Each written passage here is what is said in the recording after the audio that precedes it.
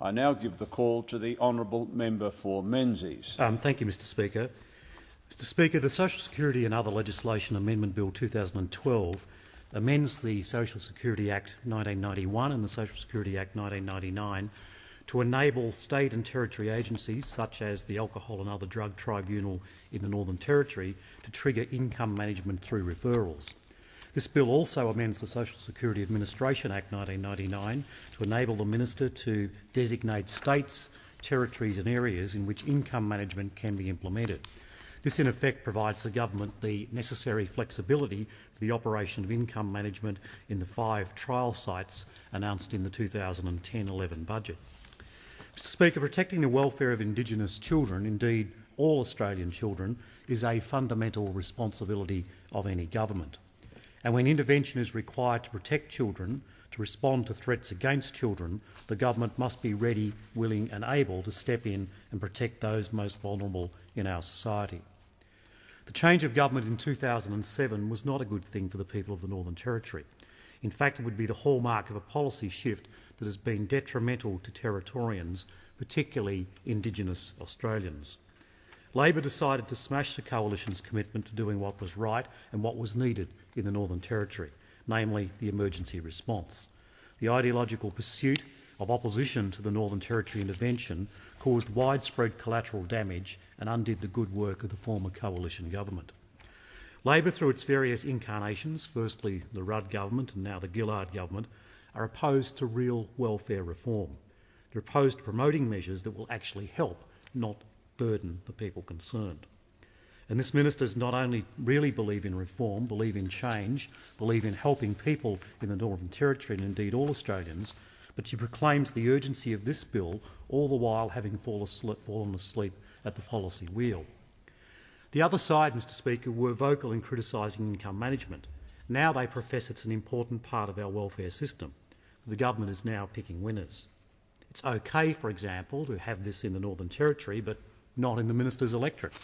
It's okay for the government-nominated trial states, but not in the Treasurer's or the Prime Minister's electorate. Well, if it's good enough for parts of Australia, for some Australians, we on this side say it's good enough for all Australians. And of course this government has now had an epiphany that it should somehow work hand in hand with other agencies, with state and territory agencies such as the Northern Territory Alcohol and Other Drug Tribunal. Well, my congratulations to the Gillard Labor government for coming to a realisation of this, for adopting this approach that we've followed, that we've pursued for years. The hypocrisy of the government simply knows no bounds. This bill, however, is a welcome measure. Together with elements of the Stronger Futures in the Northern Territory legislation package, which I'll come to shortly, its objectives are important and the Coalition hopes the desired outcomes are realised. But we won't be holding our breath. This is a government which is big on promises. It makes agreements. Its leader, the Prime Minister, signs those agreements and she rips them up. And whilst courage and conviction are not in great supply on the other side of the chamber, dysfunction and disunity are in abundance, particularly today. Suddenly the government is concerned about school attendance. Indeed, this bill seeks to amend social security legislation that underpins the Improving School Enrolment and Attendance Through Welfare Reform Measure, or SEAM. This bill will enable local tailoring of this measure to allow for greater intervention in the Northern Territory's Every Child, Every Day initiative. Combined, these measures will hopefully support greater improvements to school attendance. Moreover, under the amendment arrangements, a parent may be required to attend a compulsory conference to discuss their child's school attendance and to enter into a school attendance plan. Moreover, the bill mandates the parent then complies with the plan.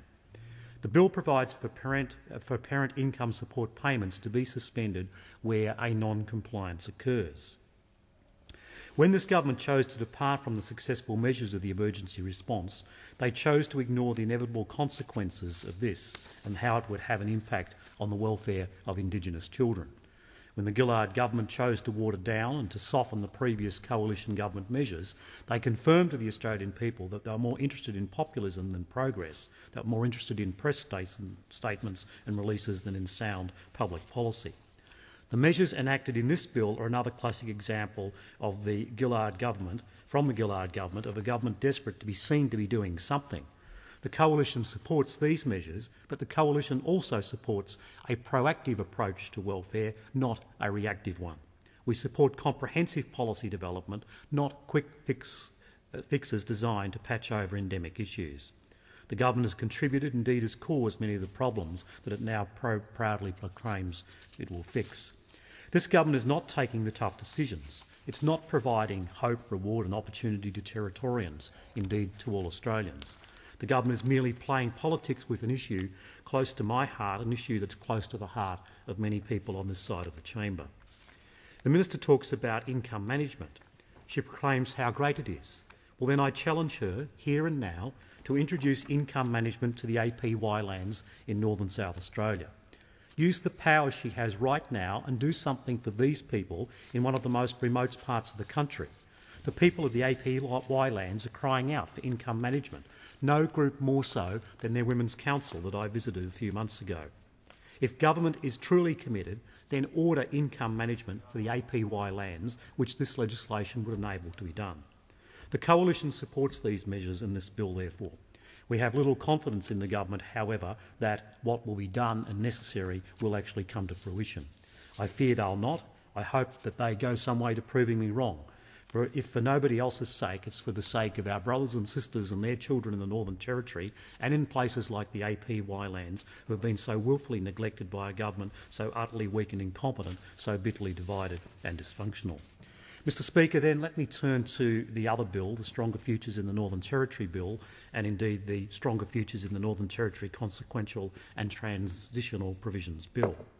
Firstly, this bill incorporates additional measures for tackling alcohol abuse by increasing the powers of the Minister to suspend, modify or cancel liquor licences and individual permits issued in prescribed areas. Current legislation provides that once the Minister grants an exemption for a permit or licence to be issued, the terms, conditions and enforcement of such is the responsibility of the Northern Territory Government as legislated through the Northern Territory Liquor Act. The measures also provide powers to the Minister to request the Northern Territory Government to appoint an independent assessor to examine any licence or premises where the Minister has reasonable grounds to believe that a particular licensed premise anywhere in the Northern Territory is linked to substantial harm to Indigenous people. An additional measure provides and empowers the Commonwealth Minister to approve all alcohol management plans for Indigenous communities. The measures proposed in this bill are in line with the policies and measures established by the Northern Territory Government. It should be noted that the Labor Government has not proposed any new or additional alcohol control or management initiatives to enhance existing measures. The Government has merely duplicated existing measures in order to appear to be taking a strong stance on alcohol management.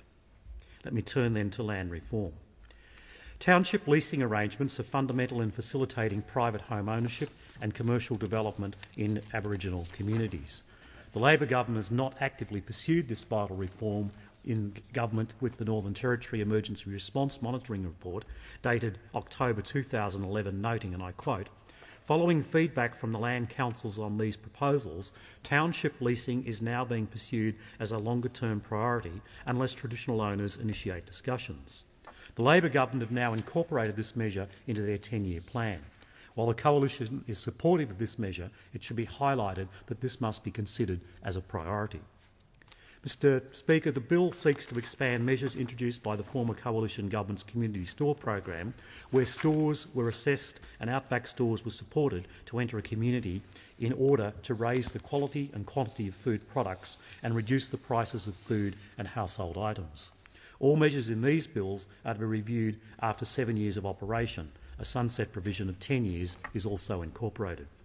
While long-term behavioural change and structural change in Indigenous communities cannot be achieved overnight, allowing any government measures to run for 7 years before a review sends the wrong message. It says, in reality, that this area is not a priority. It says the issue isn't one demanding urgent attention. Labor's approach in this area lacks leadership, it lacks vision and it lacks any new ideas. Mr Speaker, pursuant to the Stronger Futures Bill, an exemption is required to be granted by the Minister to obtain a liquor licence or permit in an alcohol-protected area. All licences and permits are then issued and regulated by the Northern Territory Government through the provisions of the Northern Territory's Liquor Act. This bill grants the power to the Federal Minister to modify, suspend or cancel liquor licences and permits. Those powers that to be conferred are essentially a duplicate of the powers already invested in the Northern Territory's Minister and the Northern Territory's Liquor Commissioner. Monitoring, suspending or cancelling liquor licences and permits is currently the responsibility of the Northern Territory Minister and the Northern Territory Liquor Commission.